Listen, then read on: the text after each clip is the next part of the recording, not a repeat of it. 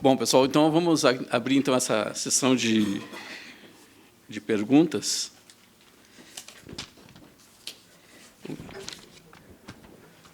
Seria interessante o pessoal se identificar, mas tudo bem. Aqui o colega agradece pelas apresentações e pergunta o seguinte: foi mencionado que os recursos minerais, como o carvão e o chumbo, já estão há milhares de anos sob o solo gaúcho e não percolam.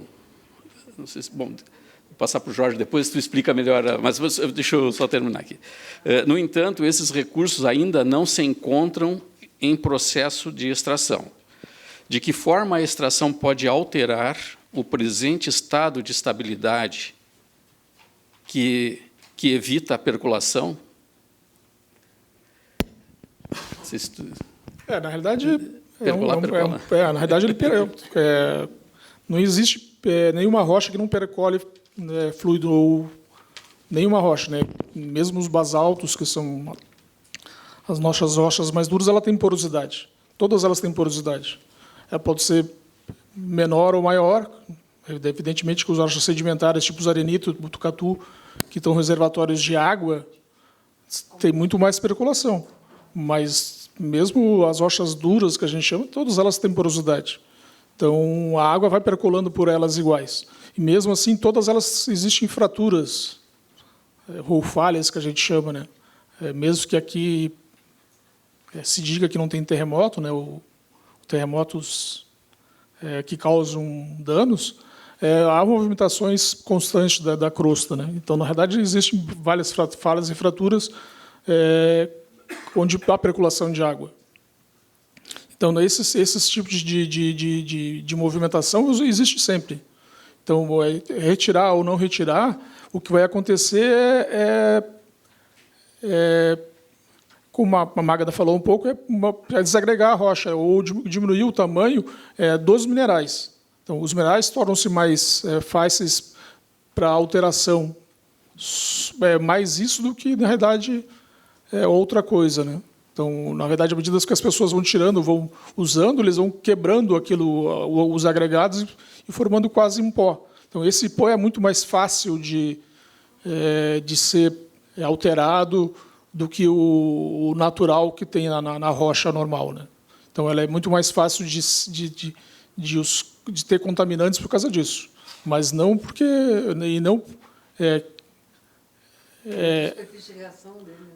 na realidade, a reação maior, o processo de reação maior, na realidade, ele fica muito menor, então, na realidade, ele já também fratura, à medida que vai diminuindo, ele vai fraturando, então ele se altera mais rápido. Mas não tem nenhum problema de ter percolação, não, porque a percolação ocorre normalmente em qualquer tipo de rocha. Próxima pergunta, direto com a... Bom, aqui me pergunto se já existe perspectiva de apoio do governo do Estado para o avanço do potencial de uso desses materiais que eu indiquei aí para uso na agricultura. Bom, aqui cabe esclarecer que a CPRM ela é uma empresa que a nossa missão é caracterizar e quantificar, na medida do possível, esses materiais, né? A gente não atua na extração e não atua no aproveitamento deles, né? O que eu diria é o seguinte: esse aproveitamento, essa extração, ela está na mão dos empreendedores, né? Isso aí acho que pertence à iniciativa privada. Então, à medida que o governo do Estado for capaz de desenvolver um apoio, né, a esses empreendimentos, que for capaz de construir um ambiente favorável a esses empreendimentos, isso poderia ocorrer, né? Mas fica difícil de eu dizer se existem essas perspectivas, né? Eu acho que tem gente mais qualificada que eu aqui na plateia para falar sobre isso. Então, se alguém quiser falar. Melvis?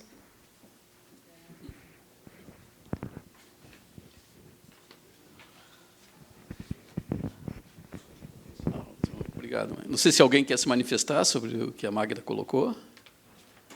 Bom, nós temos aqui... Sim. Eu fiz uma provocação.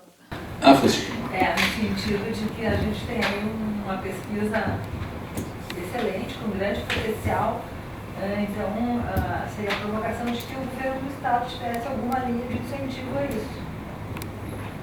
Nesse sentido. Eu vou fazer assim, uma pergunta seguinte. Magda, o quanto o governo do Estado sabe dessas pesquisas? Alguém procurou? Vocês procuraram o Estado? Nós procuramos, sim. Esse produto está sendo lançado, né? Nós tivemos na CRM. Nós vamos ver se a gente consegue fazer esse lançamento local. Por exemplo, qual é um sentimento que eu tenho, né? Não exatamente sobre essas fontes de insumos para a agricultura, mas também sobre a questão das gemas na fronteira oeste, né, que entraram de carona aí. Né? Qual é o sentimento que eu tenho? Esse pessoal que trabalha lá, é o pessoal do Salto Jacuí, eles vão para lá quando eles não conseguem completar uma carga para exportar para a China a ágata. Né? Então, a gente precisaria de um empreendedorismo mais consequente, né, que avaliasse essas jazidas como um todo, né, e a gente vai tentar fazer isso aí, apresentando esses trabalhos lá em Santana. A gente conta até com apoio aí de alguns setores, né, para apresentar esses trabalhos lá em Santana do Livramento mesmo. Mas vocês tocaram numa coisa que a provocação é muito pertinente, né? Vocês tocaram numa coisa que é essencial, né? Muitas vezes a CPRM tem trabalhos de qualidade, trabalhos bastante abrangentes, e que ela encontra dificuldade em atingir os destinatários desse trabalho, em mostrar para o setor empreendedor do Estado. Né? A gente realmente tem que criar canais. Né? A gente está tentando fazer isso aí com lançamento de produtos, né, de maneira mais ampla. Todos os últimos produtos da CPRM têm sido lançados em eventos, né, mas eu acho que falta exatamente um canal com a Câmara de Comércio, falta um canal com outros órgãos que pudessem se sensibilizar e ajudar a difundir essas informações aí e captar empreendedores para isso. Obrigado.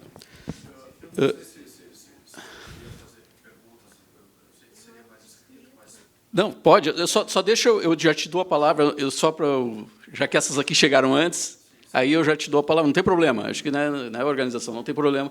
O ideal era levar o microfone até lá para ficar gravado. Não vai. Não está sem fio. Bom, vir até aqui é só para gravar, mas tudo bem. O Eduardo, eu não entendi, Eduardo Malman. Eduardo, eu só colocou aqui, uso dos rejeitos gerados da exploração dos recursos naturais. É quanto ao uso? Sim. Certo. Ele pode vir aqui. Eu pego o microfone. Tem o microfone aí. Nós estamos gravando.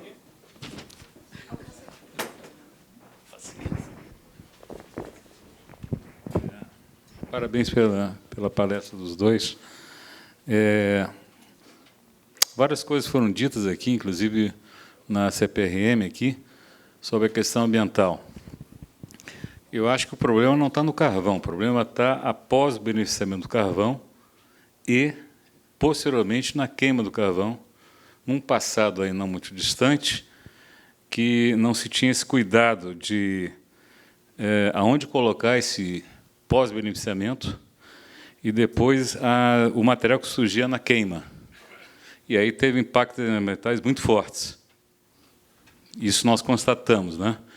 Hoje em dia, possivelmente, já tem tecnologia para que se possa diminuir esses impactos ambientais.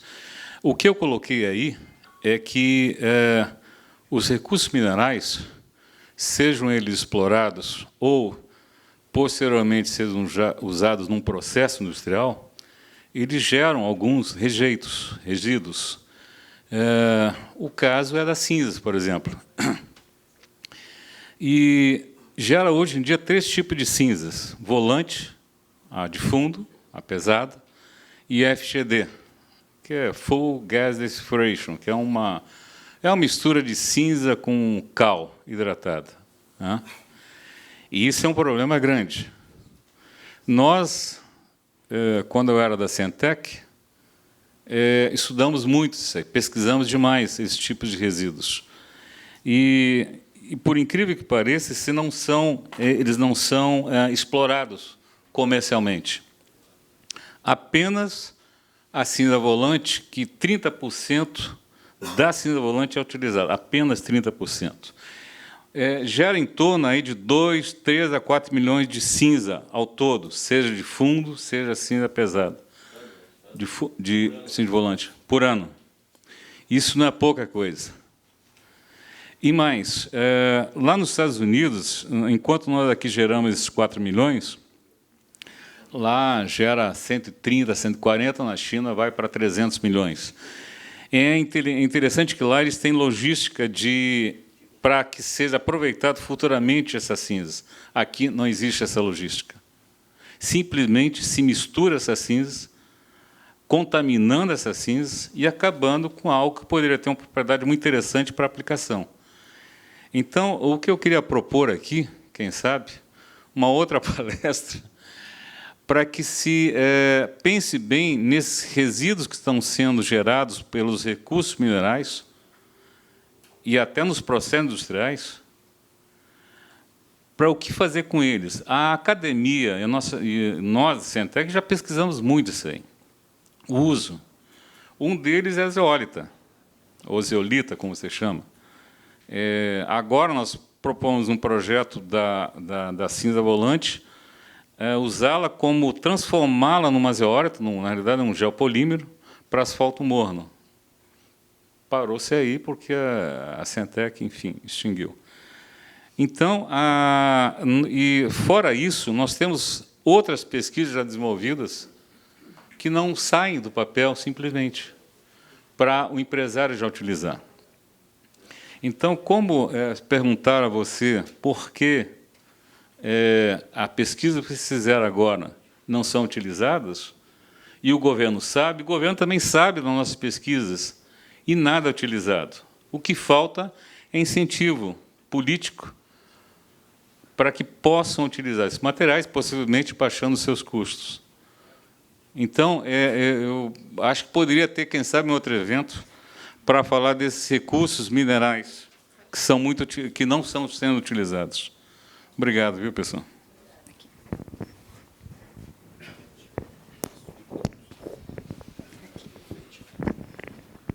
Eu já te passo a palavra. Um pouquinho. Agora tem uma pergunta, Bruno, não sei se tu entendesse. Na verdade, não é uma pergunta, é um comentário, mas é quase no mesmo viés do questionamento dele. Na verdade, que eu disse que se tirar o carvão, não tirar o carvão, tirar o chumbo, não o chumbo, na verdade, dá mesmo problema de percolação de água. E ele dá o exemplo do carvão de Santa Catarina, que tem principalmente Criciúma, que, na realidade, quem está fazendo a recuperação é a CPRM, das áreas de carvão lá, que tem muito drenagem ácida, né? O comentário era esse, mais ou menos, né? Na realidade, como eu falei, né, a gente não pode comparar uma mineração que foi feita a partir de 1800, que começou a tirar o nosso carvão aqui no Rio Grande do Sul e Santa Catarina, com as tecnologias ou com o controle ambiental que tem hoje. Ninguém vai fazer como foi feito naquela época, nenhuma retirada de bem mineral nenhum. É evidente que a CPRM, ou eu, ou qualquer um de pessoa de bom senso, vai concordar que qualquer um pode tirar e deixar o rejeito, ou, dependendo dos termos, não o rejeito, mas o subproduto jogado na natureza e que seja o que Deus quiser, digamos. Isso não existe mais. Isso é contra a lei em qualquer lugar. Não é um país civilizado. Não acho que nenhum país se faz mais isso. O que eles faziam antigamente era justamente isso. O que é uma drenagem ácida? Todo o carvão do Rio Grande do Sul, ou na Santa Catarina, no Rio Grande do Sul, pior ainda que Santa Catarina, tem muita matéria pirita, principalmente, que tem enxofre. Então, esse material não entra na produção do carvão. Ele é muito pesado, ele é muito retirado, quase todo ele. E hoje, esse produto ele é usado para tirar enxofre. Como a Magda mesmo falou, o nosso enxofre é todo importado. Então, hoje ele pode usar como subproduto para tirar enxofre. E ele é facilmente retirado do carvão. Então, é facilmente reaproveitado isso hoje, com a tecnologia de hoje. Então, não dá para se comparar com aquilo que foi feito. Evidentemente que o O prejuízo ambiental que foi causado, hoje é a gente que está pagando por ele, é o preço que a gente está pagando. Mas, como eu disse, a CPRM é a empresa que está fazendo isso, a recuperação nas áreas de recuperação de carvão em Santa Catarina. Então, a gente sabe como é que é o dano causado por esse tipo de mineração. Obrigado, Jorge. Tem um esclarecimento aqui do Rubens, da ANM. Aí, Rubens. É o seguinte, aí eu vou colocar aqui, tu complementa se necessário, né? A evolução do projeto, só faz esclarecimento, a evolução do projeto Ilmenita no litoral, ou a não evolução, não sei, é devido à impossibilidade de acesso da mineração à área de propriedade do solo. Só um esclarecimento, se está entendido, se querem uma complementação, fica à disposição o Rubens. Bom, e tenho agora mais uma última pergunta aqui para a Magda, também do Rubens, que eu vou passar para ela. Bom, Rubens, cabe dizer aqui que eu acabei, para não estender a apresentação, né, cabe dizer aqui também, antes de responder a pergunta do Rubens, né, que uma parte dessas rochas que eu apresentei já estão em estudos de testes agronômicos, uma linha de pesquisadores aí, da qual ele faz parte, né, trabalha na Unilassalle, está trabalhando com os dacitos de Flores da Cunha, tem trabalhos publicados, então, se vocês, se não encontrarem facilmente, pode se dirigir a ele ou a mim, que a gente passa a bibliografia, né? Bom, as smectitas, Rubens, as smectitas, elas são produtos de alteração comum nos basaltos, né? No caso, elas não vão estar associadas às zeolitas, né? Elas vão estar associadas aos basaltos em si, né? Uma parte desse material que eu mostrei em petrografia, em lâmina delgada, são esmectitas, que são argilas 2:1, e daí vem essa propriedade disso e da reação dos silicatos de cálcio em solo, que nós mostramos ali na questão da captura do carbono. Disso vem as propriedades de elevação do pH do basalto em solo, né? Essas são rochas que têm um poder de neutralização em torno de 20%, não substitui os calcários, né? E então as smectitas, elas estão, a alteração, seja intempérica, seja hidrotermal, de uma rocha basáltica, por definição, ela vai gerar produtos do tipo smectita, né?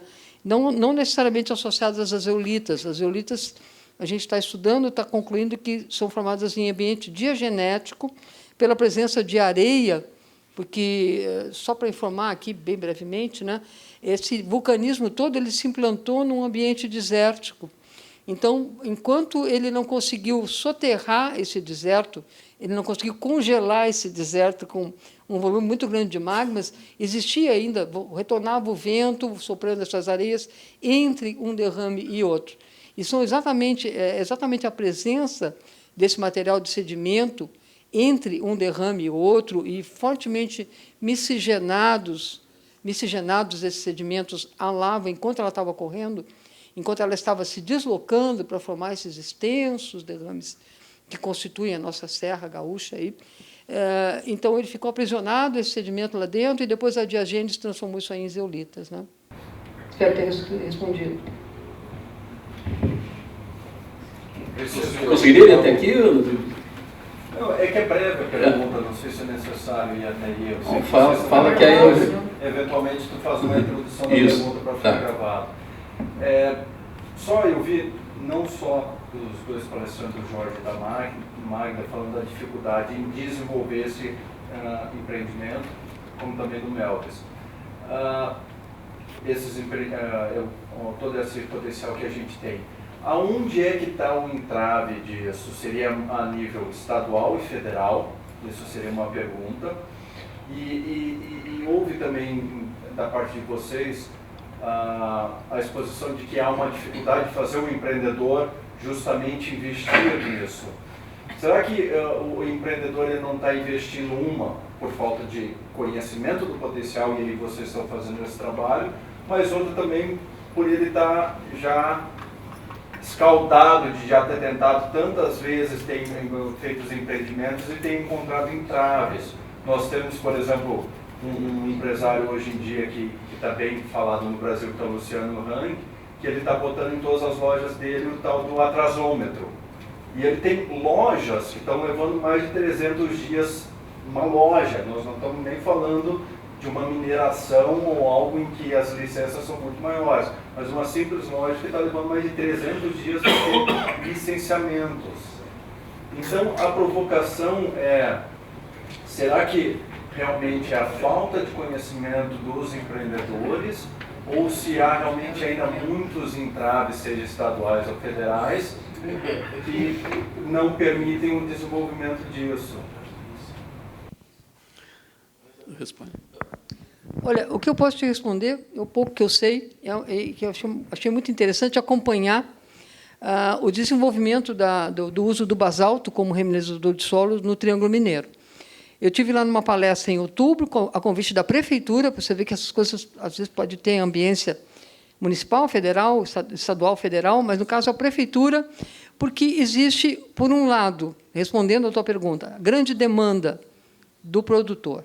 O produtor agrícola está se quebrando com importação de fertilizantes caros. Então, essa é uma demanda que está bem configurada. Tá? Ele ouviu dizer, alguém falou para ele que tinha uma rocha milagrosa que é da região ali de Uberlândia. Isso é metade verdade. Né? Ele não faz ideia de que essa rocha ainda tem que ser testada mais intensamente, vai passar por testes agronômicos, mas ele está envisando, né? Ele está vendo uma possibilidade de diminuir os custos dele. Isso move o mundo. Né? Eu acho que, então, a ponta do consumo é a primeira coisa. Ele está... Né? O que aconteceu de outubro para cá? O prefeito que estava presente, foi a prefeitura que organizou esse evento, e mais uma empresa de Acampo, né? Uma empresa de apoio à produção agrícola. Eles já fizeram um pool de mineradores, no que já existem lá, que é o pessoal de Brita, e já querem que a CPRM dê consultoria para mapear os basaltos, seria que isso é um trabalho bem breve, bem sucinto, e para implantar um polo de produção de remineralizador de solos. Aí a gente que está na ponta da pesquisa fala, olha, vamos com calma, essas rochas têm que ser testadas agronomicamente. Não faz sentido você achar que isso vai resolver o seu problema. Né? Essas rochas são fonte de cálcio e magnésio, não são fonte de potássio. Mas, assim, a dinâmica, do pouco que eu vejo, não sei se eu estou respondendo a tua pergunta, a dinâmica, para mim, na minha cabeça, ela parte do consumidor. Tá? Esse cara que tem que pressionar para as coisas acontecerem. E, quando o assunto envolvido é o bolso, é o custo de produção, as coisas vão. Tá? Sim, mas no caso dele, por exemplo, ele já tem licença de exploração caso os resultados sejam positivos? São as pedreiras de brita, mas o pessoal elas não chegam, elas não cobrem a demanda do pó de rocha na região. Então, eles simplesmente querem abrir mais pedreiras. Mas é uma iniciativa. Você olha para uma coisa desse tipo, uma situação dessas, para um quadro, né, um ambiente desse, você fala, bom, alguma coisa vai acontecer aqui. Porque tem um produtor demandando lá na base da cadeia, tem um outro produtor interessado em colocar o produto dele e tem um setor municipal aí querendo botar o basalto de Uberlândia, que já cunharam um termo lá, o basalto de Uberlândia. Então, eu acho que aí vai. Mas é uma pergunta que não é fácil de responder. Né? Inclusive por conta da indústria de fertilizantes químicos, que só não está batendo mais na gente, porque nós somos cachorro pequeno ainda. A hora que esse negócio difundir o uso, nós vamos apanhar muito mais. Já tem gente dentro da Embrapa trabalhando contra esse setor de pesquisa. E esse setor de pesquisa é um bebezinho que está ali, né, em plume ainda, tentando provar que essas coisas funcionam. E, por outro lado, é o seguinte, tem que provar que essas coisas funcionam. Não adianta tu prometer resolver os problemas da agricultura no país e depois tu está jogando pó de rocha. É um assunto complicado, porque nós estamos falando da construção de novos solos. O impacto ambiental do fertilizante químico ele existe. Mas, depois de 5 anos, tu não rastreia mais ele. Talvez rastreie com algum elemento traço, aí, isótopos, mas ele não vai estar mais presente, ele já foi parar no mar. E o pó de rocha que você botou 7, 8 toneladas, 4, 5 toneladas que seja, uma visão mais conservadora, ao longo de milhares de hectares, você não vai tirar mais. Então, esse assunto aí tem que ser muito bem conhecido. Nós estamos começando as pesquisas. Você tem que provar a segurança disso aí, você está construindo um novo solo. Tá? Em tese, não tem grandes problemas envolvidos, mas esse país é um país muito amplo e ele requer, né, do jeito que as coisas estão, da maneira que as coisas ficaram, um pouco tempo para cá, as pessoas não aguentam mais esperar. Né? Mas é um assunto bastante complexo, eu não sei se eu respondi. Só um pouquinho, eu vou falar dou outra visão do que a das grandes empresas, né? Então, das minerações maiores, por exemplo. Por exemplo, como é que elas veem o mercado, né? Então, elas fazem um planejamento, digamos, quando vão tentar implantar uma mina, digamos que elas têm uma previsão de quando vão plantar, porque, na realidade, é questão de mercado.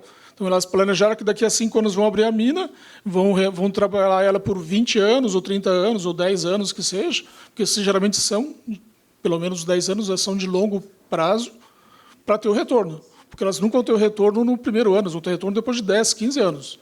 Então, tu imagina se eles planejaram abrir a mina em 2022, se elas não conseguirem entrar em 2022 com o planejamento que eles fizeram, elas vão ter que replanejar tudo, porque não sabem se o mercado vai absorver aquela produção, se o preço que elas planejaram no início ainda vai ser viável. Então, tudo isso é um problema. E aí existe o problema casual do Rio Grande do Sul. Na verdade, o Rio Grande do Sul é o estado que mais demora para a liberação de empreendimentos de mineiros. Então, aí existe que é o problema que eles têm. Eles não têm como planejar quando vão abrir a mina, porque eles não sabem o tempo mínimo ou o tempo estimado de quando vai ter sim ou não que eles podem abrir ou não. Esse é o grande problema aqui do Rio Grande do Sul. Eu só queria responder aqui. Nós tivemos esse problema que nós entregamos para um empresário montar uma fábrica de tijolos de cinza. Por que não deu certo? Aí não deu certo por causa dos impostos. Porque quando você gera um produto, tem que pagar, tem impostos. Né? E esses produtos têm que ser enquadrados para saber quanto você vai cobrar o governo, no caso de SMS, enfim, várias coisas. Só que aquilo era uma cinza, não era um cimento, não era um concreto, não era uma cerâmica. Enquadraram errado, justificando que não era para o empresário, para ajudar o empresário, que aquilo ali era um produto, explicando o que era. Não foi aceito. O que inviabilizou, no caso desse, os impostos caríssimos, caríssimos. Foi lá para o alto, poxa. Apesar que a fábrica estava do lado de uma termoelétrica.